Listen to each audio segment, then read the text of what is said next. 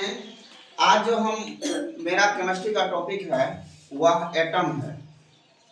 हम अभी से जो भी केमिस्ट्री का क्लास करेंगे बिल्कुल बेसिक केमिस्ट्री जो जीरो लेवल से पीक लेवल तक ले जाएंगे, जीरो लेवल से पीक लेवल तक ले जाएंगे। इसलिए थोड़ा सा ध्यान देना है, यहाँ बोर्ड पे देखना है। कुछ स्टेटमेंट हम यहाँ लिखे हैं उसको डील कर रहे हैं। सबसे पहले जब हम एटम की चर्चा करते हैं, एटम मतलब परमाणु। परमाणु क्या है तो एक बात समझ लो, इन सामान्य तौर पे जब भी हम विज्ञान की चर्चा करते हैं किसी भी विषय के क्रमबद्ध ज्ञान को ही विज्ञान कहते हैं। और विज्ञान को तीन भागों में बांटे हैं, जीव विज्ञान, रासायनिक विज्ञान और भौतिक विज्ञान। तो जब भी हम जैव जगत की चर्चा करते हैं तो जैव विज्ञान की चर्चा करते हैं। और जीव विज्ञान में पिछले क्लास में भी हम लोग डिस्कशन किए थे, सबसे छोटा इकाई क्या होता है। किसी भी जैव जगत का सबसे छोटा इकाई जीव जगत का क्या होता है, कोशिका होता है। क्या होता है, क्या होता है, कोशिका। तो हम जैव जगत की जब भी चर्चा करते हैं, जैव जगत की अर्थात जैव की, यही ना, जैव की, जैव मतलब सजीव की चर्चा करते हैं। किसकी चर्चा करते हैं, सजीव की चर्चा करते हैं। जब भी हम सजीव की चर्चा करते हैं तो हम क्या कहते हैं, इसका सरलतम इकाई, कोई भी सजीव किन चीजों से मिलकर के बना हुआ है तो छोटे छोटे कोशिकाओं से। सबसे छोटा इकाई क्या है, कोशिका, जिसको हम लोग क्या कहते हैं, सेल। क्या कहते हैं, सेल। तो हम लोग समान तौर पे पढ़े कि cell is an structural and functional unit. Cell is a structural and functional unit, जो क्या है, संरचनात्मक और क्रियात्मक इकाई है। अगर सेल नहीं है तो जीव नहीं है। सेल के बारे में बताए थे, कई सारा सेल मिलकर के क्या बनता है, टिश्यू बनता है। कोशिका मिलकर के उत्तक बनता है, कई सारा उत्तक मिलकर के टिश्यू के बाद टिश्यू सिस्टम बनता है। टिश्यू सिस्टम के बाद क्या बनता है, ऑर्गेन बनता है। ऑर्गेन के बाद क्या बनता है, ऑर्गेन के बाद बहुत सारा ऑर्गेन मिलकर के ऑर्गेन सिस्टम बनता है। और सारा सिस्टम, ऑर्गेन सिस्टम से समझ पा रहे हो, जैसे क्या, एक सिस्टम रक्त परिसंचरण तंत्र, रक्त परिसंचरण तंत्र, ब्लड सर्कुलेटरी सिस्टम।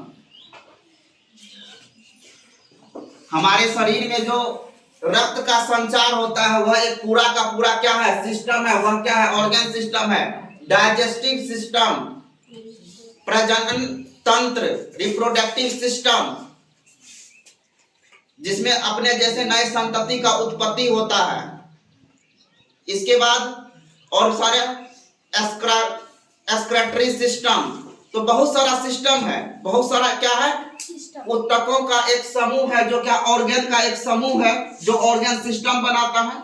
जैसे श्वसन करते हैं, श्वसन तंत्र, नाक से हृदय से लेकर बाकी सारी क्रिया विधि वह क्या होता है, श्वसन तंत्र के अंतर्गत आता है। तो कुल मिलाकर के हम तीन चार तंत्र के बारे में अभी हम चर्चा किए, जैसे कि श्वसन तंत्र, प्रजनन तंत्र, पाचन तंत्र, इसके बाद ब्लड सर्कुलेटरी सिस्टम, रक्त परिसंचरण तंत्र, उत्सर्जन तंत्र। यह सारा तंत्र सभी सजीव में पाया जाता है। और यह पूरा का पूरा सिस्टम मिलकर के हमारा बॉडी बनता है। अगर एक भी सिस्टम नहीं रहेगा तो हमारा पूरा बॉडी का निर्माण नहीं हो पाएगा, नहीं हो पाएगा ना। उसी तरह से जब भी हम जैव जगत की चर्चा करते हैं तो सबसे स्मॉलेस्ट इकाई क्या होता है, सबसे स्मॉलेस्ट इकाई क्या होता है, कोशिका। जैव मतलब सजीव की चर्चा करते हैं। लेकिन जब हम निर्जीव की चर्चा करते हैं तो उस निर्जीव में सबसे छोटा इकाई, निर्जीव बोले तो कोई सा भी पदार्थ, कोई सा भी पदार्थ, उसका सबसे छोटा इकाई क्या होता है, सबसे छोटा का छोटा इकाई क्या होता है, परमाणु। हम छोटा इकाई के बारे में बोल रहे हैं, डाल्टन के सिद्धांत के बारे में बोल रहे हैं। लेकिन जब बिजली का आविष्कार हुआ उसके बाद इसके सिद्धांत में थोड़ा सा बदलाव आया। तो हम एक एक करके सारे बदलाव को पढ़ेंगे, लेकिन हम सबसे पहले हम एटम के बारे में पढ़ते हैं। तो जब भी एटम की चर्चा करते हैं, नाम से ही स्पष्ट होता है, नाम से ही स्पष्ट होता है, एटम, एटम। ए मतलब होता है नॉट टर्म मतलब divisible, divisible. A plus term not divisible, that particle that cannot be divisible, वह पार्टिकल जिसको हम लोग अब नहीं कर सकते हैं, जिसको हम लोग डिवाइड नहीं कर सकते हैं, वह पार्टिकल क्या कहलाता है? एटम कहलाता है।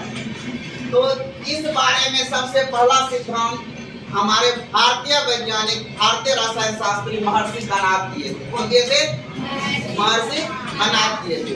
उन्होंने कहा था कि महर्षि कणाद ने सबसे पहले परमाणु सिद्धांत दिया। परमाणु के बारे में सबसे पहले कौन बोले थे? कौन भारतीय वैज्ञानिक बोले थे? कौन भारतीय वैज्ञानिक बोले थे? महर्षि कणाद। उन्होंने कहा था अगर किसी पदार्थ को विभाजित किया जाए तो, अगर किसी पदार्थ को विभाजित किया जाए तो ठीक है, वह क्या होता है? छोटे छोटे कण में प्राप्त होते हैं, छोटे छोटे टुकड़ों में प्राप्त होते हैं। धीरे धीरे ये इतने छोटे हो जाते हैं कि आगे इसे विभाजित नहीं किया जा सकता है। That cannot further divided, that cannot further divide। अब और भी छोटे कण में विभाजित नहीं किया जा सकता है, इसलिए इन्हें हम लोग क्या कहते हैं? परमाणु कहते हैं। और उस छोटे इकाई को जो अब वह क्या कहलाता है? परमाणु कहलाता है। ठीक है, तो यह सबसे पहले कौन बोले थे? महर्षि कणाद। कौन बोले थे? महर्षि कणाद। सबसे पहले महर्षि कणाद बोले थे, जो कि भारतीय रसायन शास्त्री थे। ठीक ना, भारतीय रसायन शास्त्री थे। इसके बाद जॉन डाल्टन, जॉन डाल्टन, इनको फादर ऑफ एटम कहा जाता है। फादर ऑफ एटम,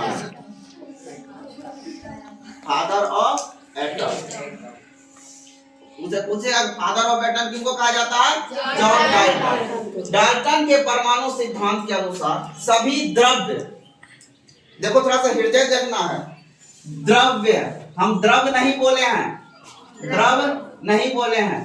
यह द्रव क्या होता है? पदार्थ का एक प्रकार होता है ठोस, द्रव, गैस, जिसका आयतन निश्चित नहीं होता, आयतन निश्चित होता है लेकिन आकार अनिश्चित होता है, वह द्रव, जिसको अंग्रेजी हम लोग क्या कहते हैं? लिक्विड। लेकिन हम यहाँ क्या लिखे हैं? द्रव्य, मैटर, मतलब जिसका मतलब होता है पदार्थ।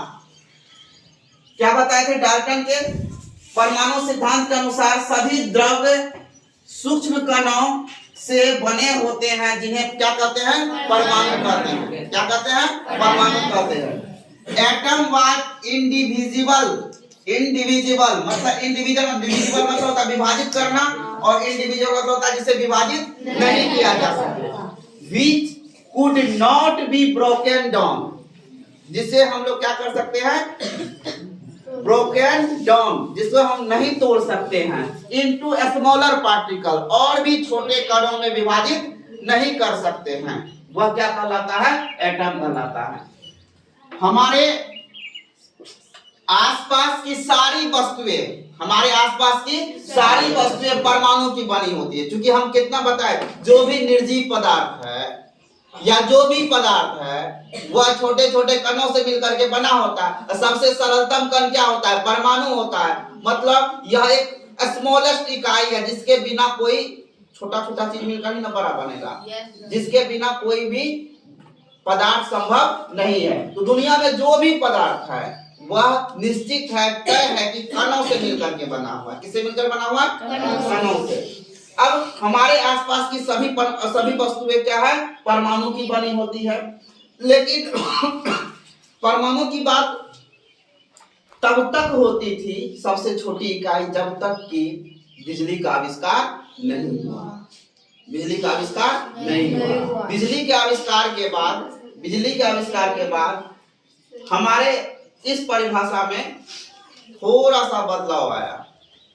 क्यों? क्योंकि हम देखें क्या सबसे सरलतम इकाई यह है, लेकिन बिजली के आविष्कार के बाद कई वैज्ञानिक शोध किए जिसमें यह पता चला कि नहीं, परमाणु से भी छोटा इकाई है, परमाणु से भी छोटा इकाई है। Every atom is made up of 3 kinds of smaller particles. वैसे तो हजारों हजार पार्टिकल्स हैं, लेकिन जिसमें मुख्य 3 पार्टिकल है जिसके बिना एटम संभव नहीं है। वह 3 पार्टिकल का नाम क्या दिया गया? क्या दिया गया? वह 3 पार्टिकल का नाम दिया गया proton, neutron, electron. Proton, neutron और इलेक्ट्रॉन। और इस 3 कणों को हम लोग क्या कहते हैं? सब एटॉमिक पार्टिकल। मतलब एटम का भी छोटा पार्टिकल है जिसको हम लोग सब एटॉमिक पार्टिकल कहते हैं। हिंदी में क्या कहते हैं? अब परमाणु कण। क्या कहते हैं? अब परमाणु कण।